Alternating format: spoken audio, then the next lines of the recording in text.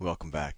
In the last video, I showed you, or hopefully I did show you, that if I apply a force of F to an initially stationary object with mass m, and I apply that force for a distance d, that force times distance, the force times the distance that I'm pushing the object, is equal to 1/2 mv squared, where m is the mass of the object, and v is the velocity of the object after pushing it for a distance of d.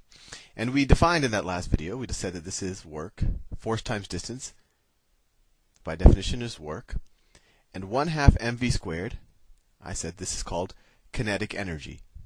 Kinetic energy. And so by definition, kinetic energy is the amount of work, and I mean this is the definition right here, it's the amount of work you need to put into an object or apply to an object to get it from rest to its current velocity. So its velocity over here. So let's just say I looked at an object here with mass m and it was moving with the velocity v. I would say, well, this has a kinetic energy of 1/2 mv squared. And if the numbers are confusing you, let's say the mass was, I don't know, let's say this was a 5 kilogram object and it's moving at 7 meters per second. So I would say the kinetic energy of this object is going to be 1/2 times the mass times 5 times 7 squared times velocity squared times 49. So let's see, 1/2 times 49, that's a little under 25. So it'll be approximately 125 Newton meters, which is approximately, and a Newton meter is just a joule, 125 joules. So this is if we actually put numbers in. And so when we immediately know this, even if we didn't know what happened, how did this object get to this speed? Let's say we didn't know that, someone else had applied a force of m for a distance of d to this object.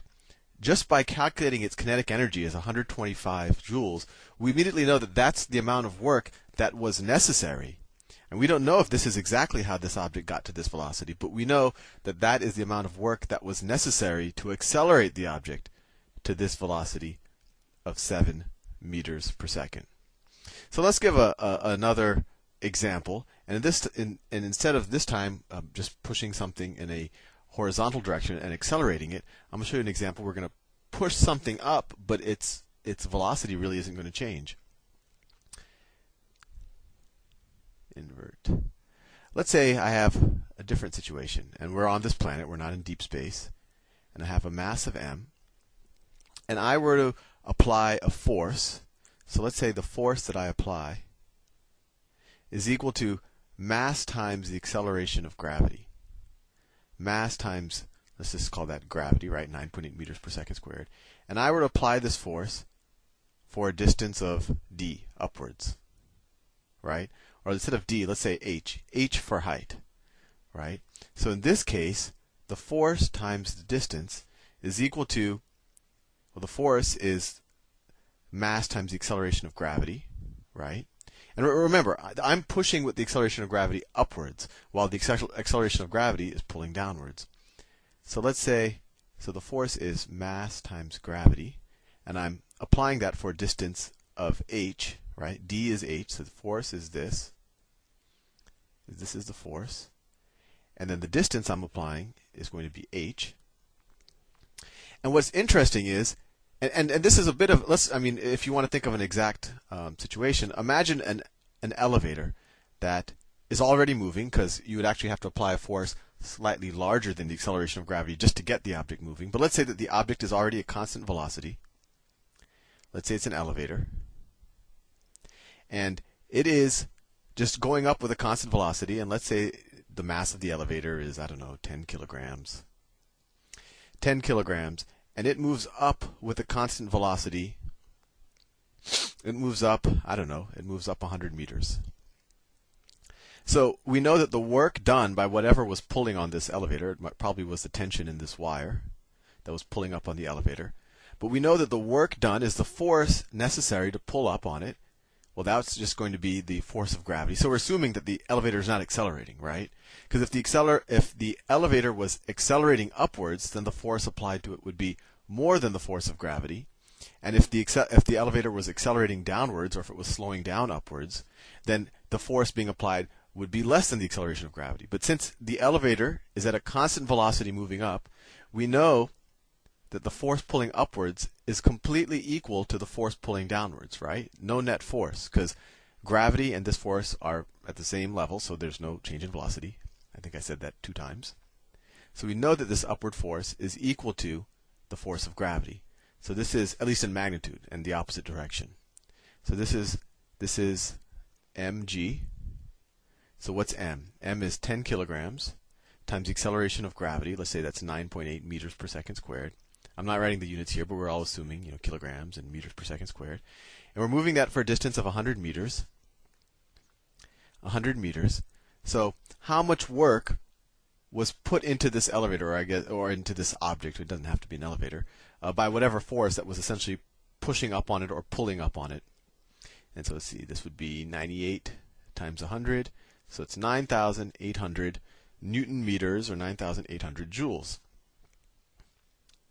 And when we're at the top of, after we've moved up 100 meters, notice there's no change in velocity. So the question is, where did all that work get put into the object? And the answer here is that the work got transferred to something called potential energy. So, and potential energy is defined as, well, gravitational potential energy. We'll work with other types of potential energy later with springs and things. Potential energy is defined as mass times the force of gravity times the height that the object is at. And why is this called potential energy? Because at this point, the energy work had to be put into the object to get it to this, in the case of gravitational potential energy, work had to be put into the object to get it to this height. But the object now, it's not moving or anything, so it doesn't have any kinetic energy, but it now has a lot of potential to do work. And what do I mean that? What do I mean by potential to do work? Well, after I move an object up 100 meters into the air, what's its potential to do work? Well, I could just let go of it and have no outside force other than gravity. Gravity will still be there. And because of gravity, the object will come down and be at a very, very fast velocity when it lands. And maybe I could apply this to some machine or something, and this thing could do work. And if that's a little confusing, let me give you an example. And it all works together with our.